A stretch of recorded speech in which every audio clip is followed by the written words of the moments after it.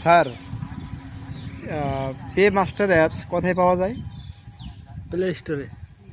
Play স্টোরে। প্রথমে customer কি করবে? অ্যাপসটা যদি কাস্টমার নিতে চায় তাহলে কী করবে? ফার্স্টে প্লে স্টোর যাবে, যাওয়ার পর সার্চ দিবে পে মাস্টার বিডি। আচ্ছা, তারপরে কি করবে? সার্চ দেওয়ার পরে ইনস্টল করবে। ইনস্টল। আচ্ছা, ইনস্টল করার পরে ওখানে কী চাবে? অ্যাপসে কী চাবে? Mobile number. Mobile number. আচ্ছা, ঠিক আছে। মোবাইল নাম্বার দেওয়ার পরে নাম ঠিকানা। মোবাইল নাম্বার দেওয়ার পরে একটা ওটিপি যাবে ওই নম্বরে। ওটিপি বসানোর পরে নাম ঠিকানা আসবে। ওটিপি বসার পরে নাম ঠিকানা আসবে না? আচ্ছা, আগে নাম, তারপরে ঠিকানা, ঠিকানা, তারপরে পিনকোড, পিনকোড, মানে 4 সংখ্যা পিন। 4 সংখ্যার পিন। আচ্ছা, তারপরে পিনকোডের পরে হলে রেফারেন্স। Reference ID.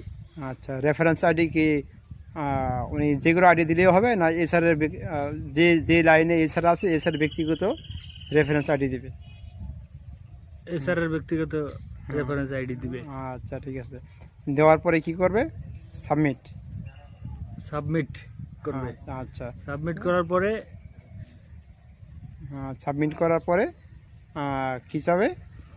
মানে ওকে, সাকসেসফুল মেসেজ আসবে। সাকির মেসেজ আসবে। এখানে ওকেতে চাপ দিতে হবে। ওকে করার পরে আবার পুনরায় নাম্বার চাবে।